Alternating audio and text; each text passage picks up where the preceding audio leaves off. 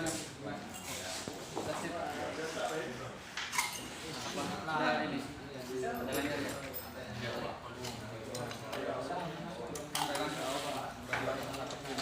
Pak, ini tadi gimana, Pak? Di sini. Nah, itu. Nah, Maksudnya itu di sini terus gimana?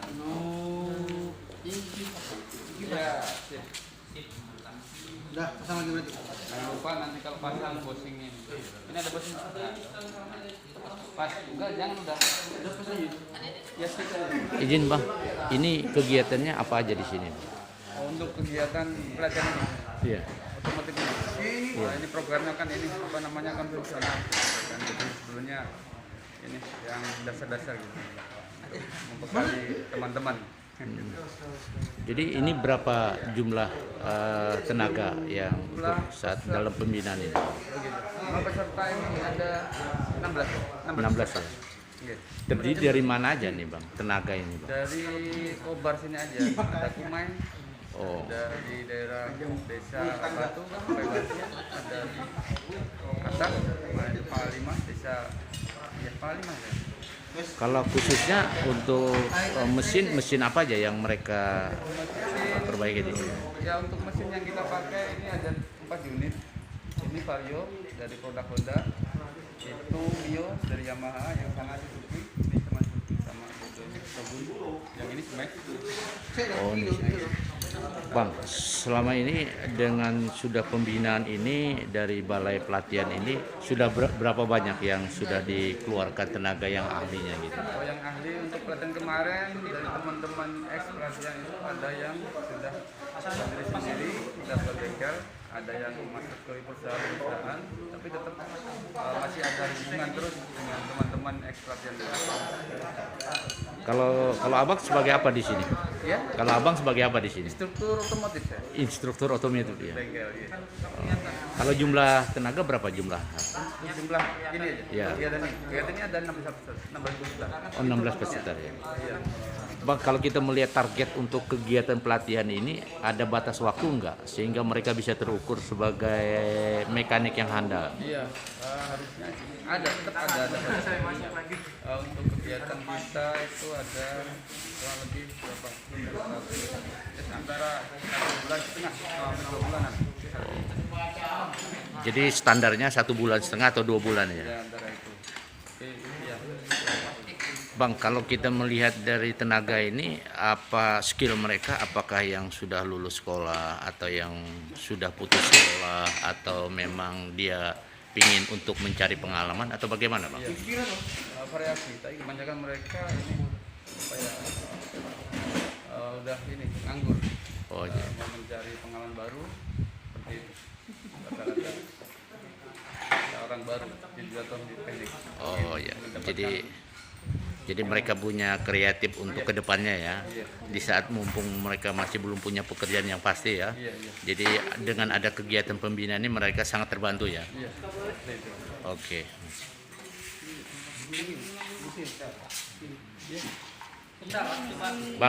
Bang sedikit Bang, bagaimana dengan pelatihan ini Abang selaku orang tenaga di sini? Ya saya sih juga baru pengalaman baru di bidang ini.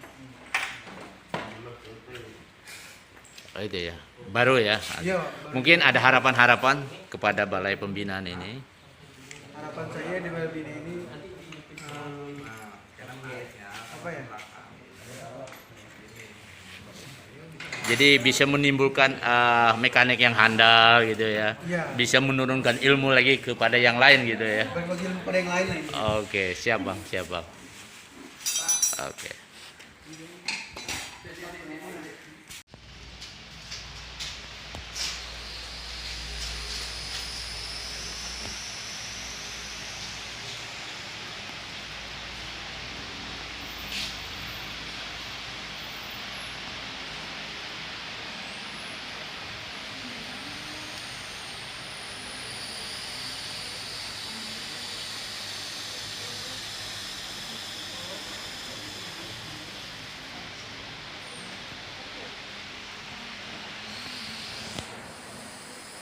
Bang, sedikit boleh saya wawancara di sini. Bang, terkait dengan kegiatan ini, kegiatan apa ini, Bang? Izin Bang. Pelatihan ini ada pelatihan desain grafis sesuai yang dipanggil itu. Jadi ada 16, kurang lebih 16 orang untuk pelatihan mesin grafis. Kan pelatihannya kurang lebih 30 hari, 30 sampai 33 hari. Jadi biarkan teman-teman yang ikut pelatihan ini bisa mempunyai keahlian dalam bidang desain grafis untuk bisa diimplementasikan dalam dunia kerja maupun wirausaha mandiri nanti ke depannya seperti itu. Kalau kita melihat dari para pelatih tenaga kerja ini khususnya apakah orang yang putus sekolah atau yang sudah sekolah tidak mendalami pengalaman atau bagaimana kriterianya, Bang? Kriteria yang kemarin ada yang setelah lulus SMA mungkin nggak lanjut kuliah, ada yang masih mencari kerja juga, ada yang mungkin dari bekerja sudah nggak bekerja lagi, jadi dikasih kesempatan kita tambah ilmu di sini dalam hal bidang desain grafis. Jadi nanti ya kita kembali lagi supaya nanti ada tambahan ilmu supaya mereka percaya diri, misalkan daftar kerja atau mungkin wirausaha, mereka punya skill untuk mereka bisa bertahan lah di depannya seperti itu. Jadi untuk termasuk kelangsungan hidup ke depannya nanti ya. Karena kan mungkin kalau desain grafis itu kan kita trennya kan sekarang booming sekali, jadi harapannya mereka juga mengikuti pasar yang ada, jadi bisa terus berkembang. Jadi tidak menutup kemungkinan mereka tidak kalah bersaing dengan era globalisasi ya. Kurang lebih seperti itu. Pak, kalau kita melihat dari sini, ini setiap jam kerjanya apa ada waktu, batasan waktu atau memang setiap hari atau bagaimana Kalau targetnya? kita pelatihan ini dari hari Senin sampai hari Jumat ya, hari Sabtu kita break dulu. Karena memang teman-teman kasih kesempatan untuk istirahat dari Sabtu Minggu, dan hari Senin sampai hari Jumat kita full lagi seperti itu tiap hari selama 30 hari. Kalau jumlah peserta desain grafisnya berapa jumlahnya, Bang, peserta? Kurang lebih 16. 16 orang ya.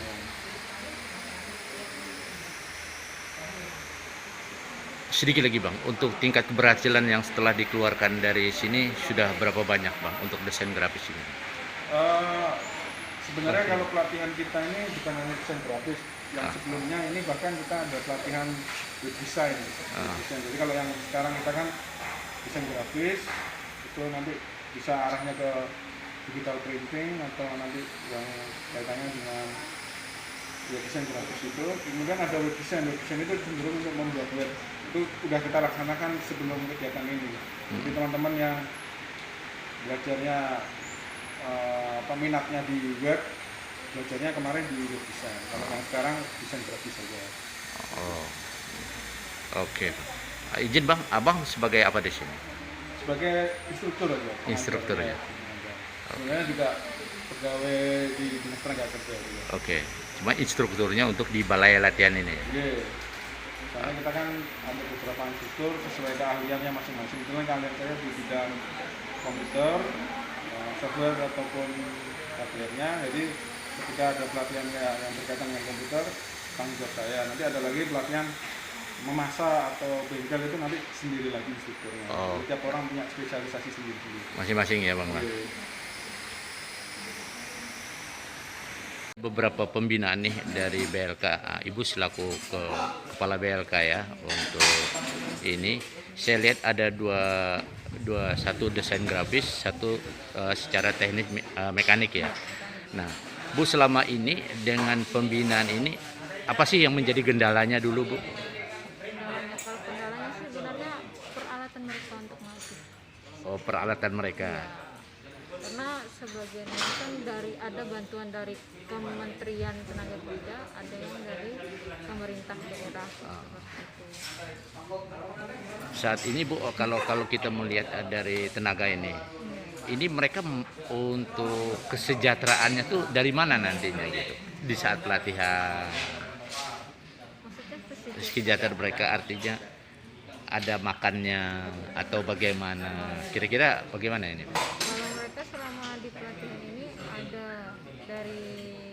ada dianggarkan untuk mereka makan siang segala macam, ada dari Oh, jadi kebutuhan mereka sehari-hari di samping untuk bekerja sebagai penambah ilmu dia, tapi mereka juga difasilitasi dengan makannya ada gitu ya artinya. Mereka ini pulang atau hanya Oh pulang ya. Misalnya non boarding Oh. Dari jam berapa mulai kerja dia? dari jam 8 sampai jam 2. Nah, kalau kita melihat targetnya, Dem, usia untuk belajar ini targetnya usia berapa, Bu? Dari 18 sampai 45 masa produktif. Oh, 18 sampai 45 ya.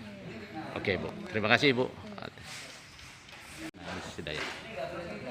Hari ini saya berada di posisi Balai Latihan Tenaga Kerja yang mana kita melihat ada beberapa pekerjaan yang sudah dilaksanakan dalam pembinaan ini baik secara mekanik, teknis yang kita liput di sini maupun desain grafis.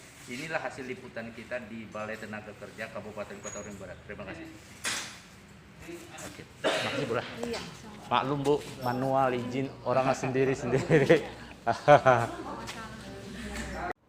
Ya pada intinya bagaimana untuk mengasah sistem tenaga kerja ke depannya nanti? Ya, terima kasih.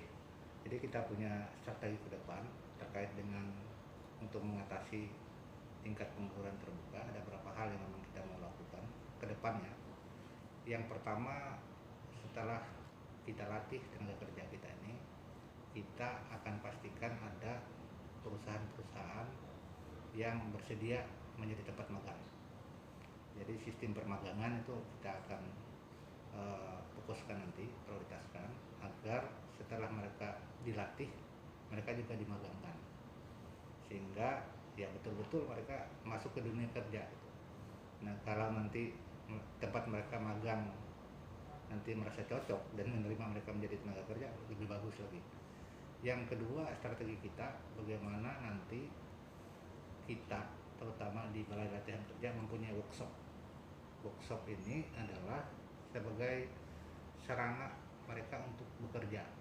Jadi workshop kita buka workshop nanti sehingga nanti seluruh alumni pelatihan kita bisa bekerja sementara di situ. Mereka mempunyai pendapatan, kemudian karena kita punya workshop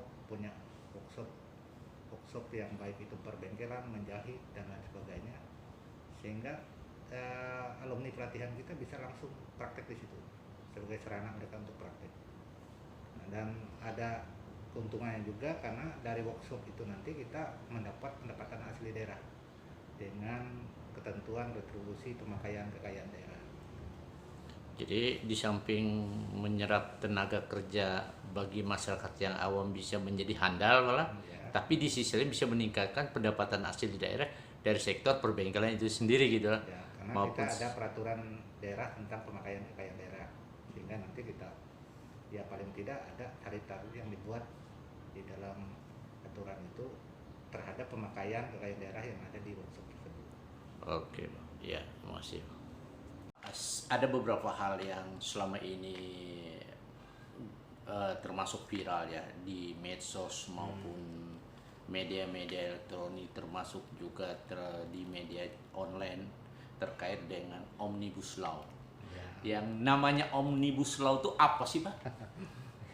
Memang harus banyak belajar dan membaca ini kalau kita Omnibus Law itu kan sebenarnya undang-undang yang dibuat dari beberapa ketentuan gitu, ada beberapa klaster. Nah, yang kami pahami itu sebenarnya di klaster ketenagakerjaan.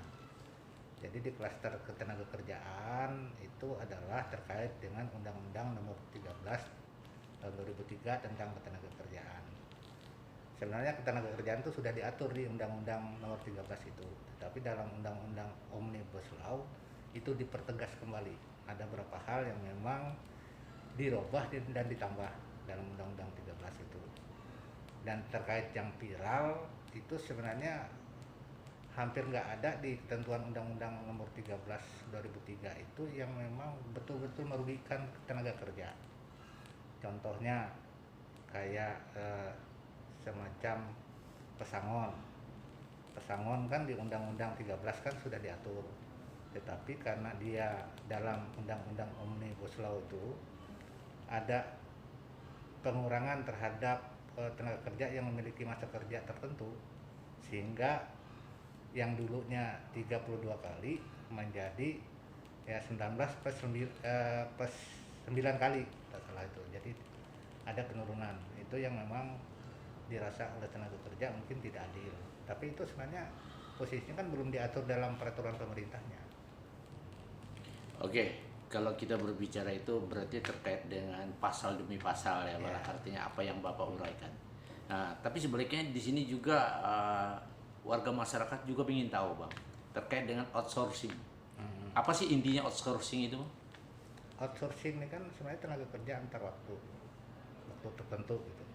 Artinya memang waktu tertentu dia dibutuhkan dan dia menggunakan perjanjian waktu tertentu, sehingga memang pada saat dulu outsourcing itu kan kayaknya tidak terlalu dijamin kalau dulu, baik itu pesangon lain sebagainya. Tetapi dalam Undang-Undang Cipta Kerja, outsourcing ini kan sama halnya dengan tenaga kerja yang lain, cuma yang diprotes orang karena dia tidak ada batas waktunya.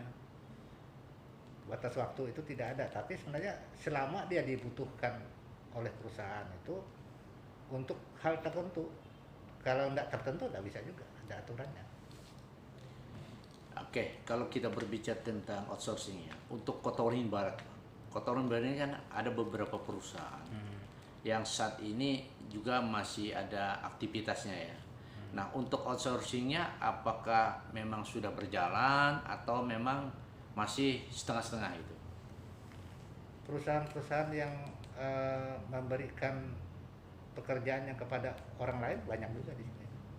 Jadi outsourcing dia menggunakan perusahaan lain untuk melakukan tugasnya.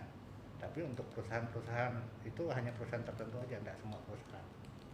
Apakah outsourcing itu termasuk pelayanan kepada pihak ketiganya, Bang, gitu, Bang? Atau bagaimana, Bang? Artinya salah satu perusahaan induk ya untuk mempekerjakan kepada tenaga kerjanya tapi digunakan perusahaan lain sehingga ada kemitraan.